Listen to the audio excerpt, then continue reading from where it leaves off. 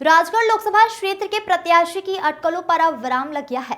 मध्य प्रदेश के पूर्व मुख्यमंत्री और राज्यसभा सांसद कांग्रेस के दिग्गज नेता दिग्विजय सिंह अब राजगढ़ लोकसभा क्षेत्र से चुनावी मैदान में रहेंगे, जहां आज सुसनेर, सारंगपुर, खिलचीपुर, राजगढ़ लोकसभा क्षेत्र के समस्त कार्यकर्ताओं की एक बैठक रखी गई।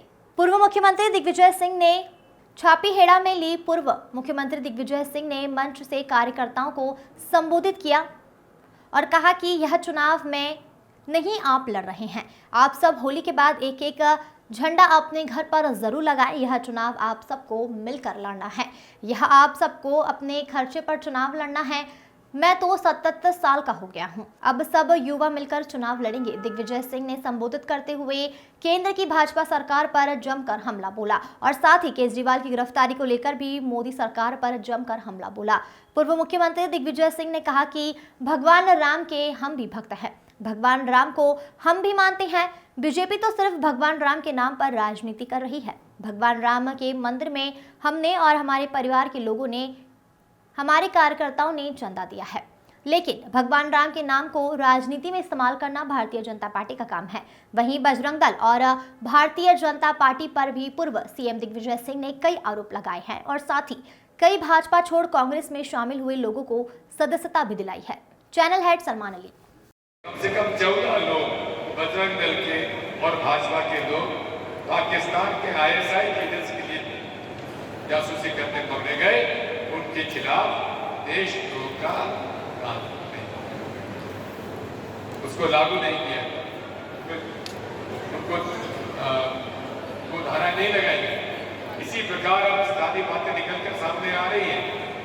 भारतीय जनता पार्टी को चंदा देने वाली पार्टियों में कई कंपनियां ऐसी हैं जो गौ मांस का निर्यात करती हैं, उन लोगों से इन्होंने चंदा लिया।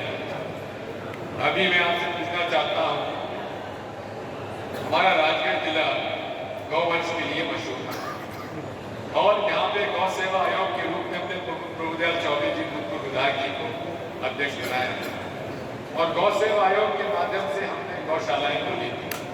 कमलनाथ जी ने 1000 गौशालाएं खोलने का वादा किया था, कई जगह खुल भी, लेकिन आज भी उनको पर्याप्त मात्रा में इस प्रकार की राशि मिलना चाहिए नहीं। अब इन्होंने बड़ी मात्रा में लाडली बहना की योजना लागू की। लाडली बहना की योजना तब लागू की जो हमने घोषणा कर दी थी कि हम आपको 1500 रुपये देने वाले हैं लाडली बहना। उसको हमारी योजना को छीन कर उन्होंने कह दिया कि ये मामा की लाडली बहना योजना, और उस पर अब छटनी की जा रही है। कई लोग जिनको पहले लाडली बहना में पैसा मिल गया, धीरे धीरे उसमें कमी की जा रही है। इन सब बातों पर हमें ध्यान देने की आवश्यकता है। कई लोगों को जो योजनाएं पहले राशि मिलती थी, उनको पेंशन मिलती थी, पेंशन समय पर नहीं मिल पा रही है। जो स्कॉलरशिप मिलती थी, स्कॉलरशिप बच्चों को नहीं मिल पा रही है। अनुसूचित जाति, जनजाति, पिछड़ा वर्ग को हमारे उनको छात्रवृत्ति नहीं मिल पा रही है। कारण ये है कि ये केवल देश को गुमराह करने में लगे। साथियों, इन सब बातों पर अपने को सोचने की आवश्यकता है। मैं अब अलग अलग अपने विधानसभा भाई आप सबसे अलग अलग बात करूंगा, आपसे सुझाव दूंगा कैसे करना, क्या करना चाहिए। अब अभी तक तो घोषणा नहीं हुई है। मैं तो चाहता था कि प्रीवर जी चुनाव लड़े, नारायण जी भी चुनाव लड़े, हमारे कलपुनी जी भी हैं, हमारे चंद्र सिंह जी सोंधिया भी है, रामचंद्र दागी जी भी है। अभी सब लोगों के साथ हम लोग कोशिश कर रहे थे कौन लड़े, और हमारे पास लड़ने वाले थे, लेकिन पार्टी का जो आदेश होता है उसको मानना पड़ता है। अभी घोषणा तो नहीं हुई है, लेकिन वैसे मुझे बताया जाता है कि मुझे चुनाव लड़ना है।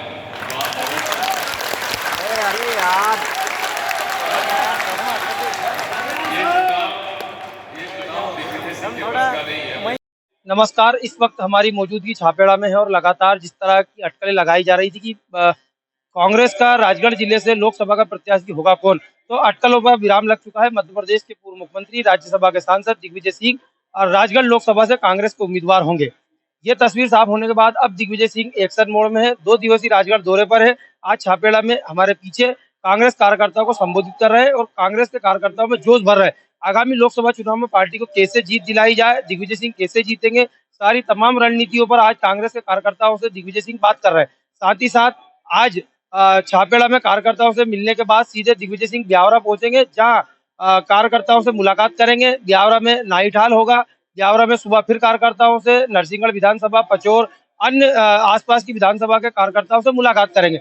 एक महत्वपूर्ण बात ये भी है कि दिग्विजय सिंह जो है रोडमल नागर के सामने कांग्रेस के प्रत्याशी होंगे। भारतीय जनता पार्टी से रोडमल नागर है, लेकिन ये बात कयास लगाए जा रहे हैं कि पिछली बार जो है रोडमल नागर 4 लाख से अधिक मतों से जीते थे। इस बार उनके सामने दिग्विजय सिंह है। दिग्विजय सिंह का गढ़ माना जाता है और साथ ही साथ जो दिग्विजय सिंह जी के पुत्र है जयवर्धन सिंह राघोगढ़, वो लोकसभा क्षेत्र सारंगपुर राजगढ़ में लगता है। साथ ही साथ चाचौड़ा जो है वो राजगढ़ में लगता है। साथ ही साथ सुसनेर भी जो है राजगढ़ लोकसभा में लगता है। तो महत्वपूर्ण बात ये भी है, क्या दिग्विजय सिंह इस बार रोडमल नागर को शिकस्त दे पाएंगे, ये तो आने वाला वक्त बताएगा। लेकिन जिस तरह से पार्टी छोड़ने का सिलसिला चल रहा था, उसको लेकर भी डैमेज कंट्रोल की बात दिग्विजय सिंह जी कर रहे हैं और लगातार कार्यकर्ताओं से डैमेज कंट्रोल को लेकर भी चर्चा की जा रही है। किस तरह से कार्यकर्ता जो है भारतीय जनता पार्टी का दामन थाम रहा है, इसको लेकर भी कई कार्यकर्ताओं से बात की है। लेकिन इस बार लोकसभा चुनाव में हुंकार भरने के लिए लगातार कार्यकर्ताओं से बात की जा रही है। बड़ी संख्या में कार्यकर्ता यहाँ पहुंचे भी है और कार्यकर्ताओं में दिग्विजय सिंह के टिकट को लेकर उत्साह भी है। अब देखना दिलचस्प होगा आगामी समय में किस तरह से जो रणनीतियां बनाई जाती है, किस तरह से प्रचार प्रसार किया जाता है, ये तो आने वाला वक्त ही बताएगा। कैमरा पर्सन सिंधु सोलंकी के साथ सलमान अली, MP दस्तक, राजगढ़।